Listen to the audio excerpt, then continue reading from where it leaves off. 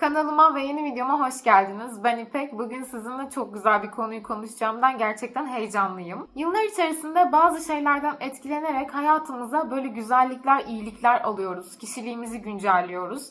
Ve bu gerçekten bizi daha iyi hissettiriyor. Yani kendimizin en iyi versiyonu olmaya bir tık daha yakınlaştırıyor. Ben de İtalya'da yaşadığım bu süreçte İtalyanlardan gördüğüm ve hayatıma aldığım, ya bu çok güzelmiş, bunu ben neden yapmıyorum dediğim şeyler tabii ki oldu. Bugün işte onları konuşacağız birlikte. İtalyanlardan öğrendiğim 5 şey. Ama videoya geçmeden önce size teşekkür etmek istiyorum. Çünkü bundan bir önceki videoda o kadar güzel etkileşimler geldi ki gerçekten çok mutlu oldum. Hem çok ilgilendiniz, çok beğendiniz, kendi hayatlarınızdan bana bir şeyler anlattınız. Bu gerçekten çok değerli. Benim gibi deneyimleri olanlar oldu, benimle aynı fikirde olmayanlar oldu. Siz benim yerimde şu anda burada oturuyor olsaydınız, bu hayatı yaşıyor olsaydınız farklı düşünebilirdiniz. Ama benimle aynı düşünenler de var. Yani biz aslında bir yolculuk yapıyoruz ve bu yolculuğu herkes kendisine göre yorumluyor. Herkesin beğendiği, sevdiği şeyler olabilir. Herkesin kafasına takılan şeylerle sizinkiler aynı olmayabilir. Bunlar çok normal. O yüzden videonun başında bu tarz anlatımlarımın, bu tarz hikayelerimin aslında sadece bana ait olduğunu tekrar söylemek istiyorum. Yine de toplumun hiçbir kesimine zarar vermediğimi düşünüyorum bunu yaparken. O yüzden yanlış anlamamanız için bu videonun başında da küçük bir uyarı yapmak istedim. Şimdi artık videoya geçebiliriz. Benim hayatımda çok yakından tanıdığım İtalyanlar aslında eşim ve eşimin ailesiydi ve ilk geldiğimden itibaren sürekli onlarla bir etkileşim içerisindeydim. Bu ilk anlatacağım şey o yüzden direkt aslında buradan geliyor. Daha çok eşimin babaannesinden diyebiliriz. İtalyanların ev halinden bahsediyorum. Birbirine uyumlu şeyler giymek, evde sabah uyanır uyanmaz pijamalarını çıkartmaları ve gerçekten o güne saçlarını tarayarak, eğer makyaj yapıyorlarsa, seviyorlarsa makyajlarını yaparak ya da saçlarını yapmayı seviyorlarsa dışarı çıkmayacak olsalar bile saçlarını yapmaları ve güzelce giyinmeleri gerçekten benim İtalyanlarda çok sevdiğim bir şey oldu. Buna eşimin babaannesi direkt girdim. Çünkü ben ilk onda görmüştüm. Gittiğimiz zaman evlerine sürekli o böyle dizinin hafif altındaki kumaş eteği tamamen ütülenmiş bir şekilde ve altına giydiği ten çorabıyla, kafasında bazen bu gidileriyle sabah erken gittiysem beni şaşırtan bir kadın aslında Fabio'nun babaannesi ve sürekli ona şey diyordum, çok da yaşlı bir kadın olduğu için hani nasıl yapıyorsun, yani bu gidileri nasıl sarıyorsun diyordum. O da bana diyordu ki ben böyle kendimi iyi hissediyorum. Ve burada bu bahsettiğimiz kişi artık dışarı çıkmıyor çünkü yürüme sorunu biraz var. Evet, küçük küçük yürüyor ama dışarı çıkıp da dışarıda o ritme dayanacak bir insan değil. Zaten 80 yaşının üzerinde ve evinde kimsenin gelmeyeceğini bilse bile kendine gösterdiği o saygıdan dolayı her gün gerçekten bu rutini devam ettiren bir insan. İşte bu bana şöyle dedirtti. Ya bu çok güzel bir şey. Ya ben bunu neden hayatıma almıyorum? Ben neden böyle yapmıyorum? Ve o gün bugündür dışarı çıkmayacak olsam bile saçlarımı güzelce tarıyorum. Kendime biraz daha özenmeye çalışıyorum. Evde giydiğim şeyler arasında uyum aramaya çalışıyorum. Tamam, zaten evdeyiz ve rahat giyiniyoruz diyorum ama o iki şey de birbirine uyumlu olsun. Kendime biraz daha bakmayı ve bunu kimse görmese de ben kendimi görüyorum yeter demeyi gerçekten İtalyanlardan öğrendim. Size şimdi bir sahneden bahsedeceğim ve bence hepimiz bu sahneleri biliyoruzdur, hatırlıyoruzdur. Yabancı bir filmde karakterler bir şeyler yerken ya da işte evde sadece oturup konuşurken, muhabbet ederken bir anda telefon gelir ve o kişi tak hemen böyle bir çantasına, işte telefonunu her neyse alıp evden çıkabilir. Üzerini değişmekle uğraşmaz ya da bir saçıma başıma bakayım demez. Çünkü zaten sürekli hazırdır. İşte bu aslında filmlerde gördüğümüz bu olayı yaşayan insanlar var. İtalyanlar da bunlardan bir tanesi. O yüzden ben onlara baktığımda bu hani kendilerine gösterdikleri saygı ve kimsenin görmesine gerek yok, ben kendimi görüyorum durumu gerçekten benim çok hoşuma gitti. Ve onu ben de elimden geldiğince sürdürmeye çalışıyorum. İkinci anlatacağım şey benim hayatımı alırken biraz utandığım bir şey oldu. Çünkü ben asla ve asla iltifat kabul etmeyi bilmiyordum. İtalyanlardan öğrendiğim başka bir şey ise iltifatlara sadece ve sadece teşekkür etmek. Biri bana ya ne kadar iyisin dediğinde o senin kalbinin iyiliği diye cevap veriyordum. Ne kadar güzel olmuşsun bugün dediğinde ay öyle mi, güzel bakan güzel görür diyordum. Ve buraya geldim, geleli şunu gördüm. Birisi iltifat aldığında gülümseyerek teşekkür ediyor. Yani ben öyle değilim demiyor. O iltifatı alıp üzerine giyiyor. Ya da zaten ben öyle olduğumu biliyorum. Bir de sen bunu fark ettin, teşekkür ederim gibi bir teşekkür. Sanki ona verilmiş bir hediye gibi. Gerçekten bu benim için şöyle bir durum oldu. Yani nasıl da ben kabul ediyor? Yani utanmıyor mu? Çünkü bizim iltifat alınca sanki hani öyle değilmişiz gibi olmamayı çok doğal buluruz genelde, çünkü cevaplar bunlardır bizim için. Bu aslında böyle hani bir yerde sana öğretilmemiştir ama toplumda o kadar çok görmüşsündür ki sen de yapıyorsundur. En azından benim için böyleydi. Ama burada artık başka bir şey gördüğüm için ve onun da aslında insanların kendine olan özgüvenlerini artırdığını gördüğüm için öyle yapmaya çalışıyorum. Tabii ki bunu hayatıma entegre etmek biraz garip oldu benim için. Çünkü dediğim gibi utanıyorum bir yandan da. Direkt alınan iltifatı kabul etmek, ben zaten öyleyim demek biraz da böyle bir yani zor geliyor bana ama size en son iltifat aldığımda yaşadığım şeyi söyleyeceğim. Bir gün siyah güzel uzun bir elbise giymiştim. Gerçekten de çok beğendiğim bir elbise. Ama ben o elbiseyi buraya gelmeden önce almıştım. En az bir 10 yılı vardır.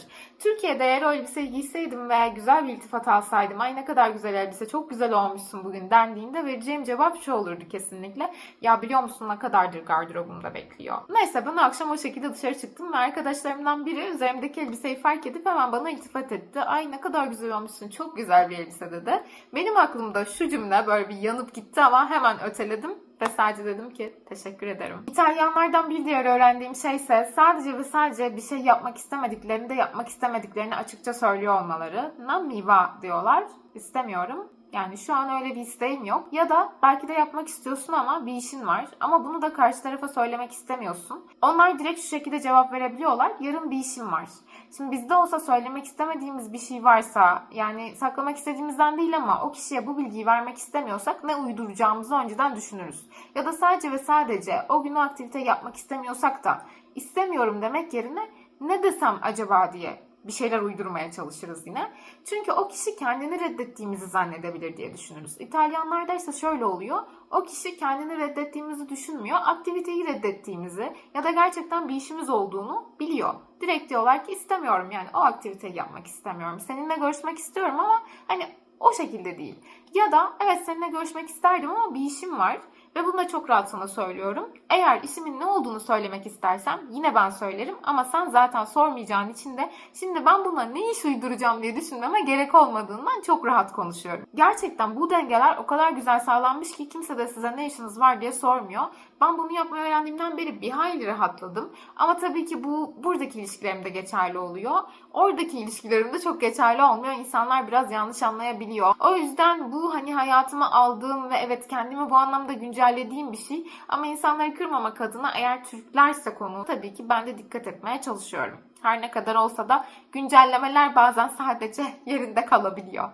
Faruk Eczanesi, Faruk Eczanesi. Şu meşhur Faruk Eczanesi. Cem Yılmaz yani bunu hepimizin aklına soktu. Sanki bütün eczanelerin ismi Faruk olmalıymış gibi geliyor bana. İtalyanlarda işte bu Faruk Eczanesi falan var ya, o durumlar olmuyor. Bilmiyorum demeyi çok güzel biliyorlar. Bu benim onlardan öğrendiğim başka bir şey oldu. Gerçekten dedim ki bilmiyorum demek de çok güzel bir şeymiş be. Aslında diyeceksin ve kurtulacaksın. Ben zaten çoğu konuda eğer bir şey bilmiyorsam ya aslında bir fikrim yok demeyi severim. Ama söylerken utanırım. Neden? Çünkü karşıdaki ay bu da hiçbir şey bilmiyor diyebilir gibi geliyor. Ama İtalyanlarda öyle bir şey yok. O kadar rahat bilmiyorum diyorlar ki bilmiyorum. Ama anlatırsan öğrenebilirim. Ya da bilmiyorum çünkü ben bununla ilgilenmiyorum. Ama zaten beni bunun üzerinden değerlendiremezsin. Benim ilgilerim başka. Ya da bilmiyorum çünkü sadece ve sadece bu konuyla ilgili hiçbir fikrim yok. Karşıdaki sizin hakkınızda kötü bir şey düşünmüyor.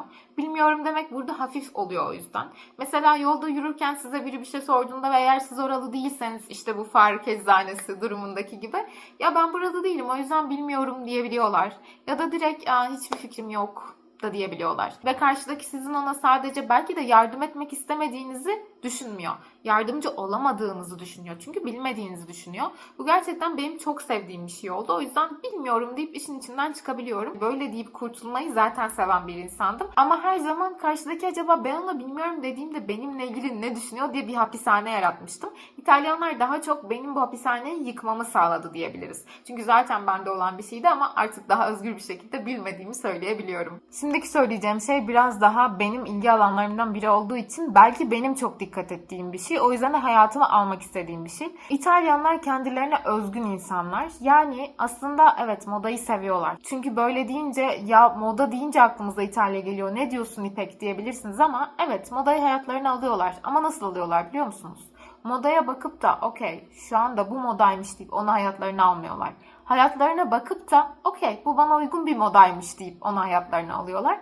Ve bu gerçekten onları çok özgün yapıyor.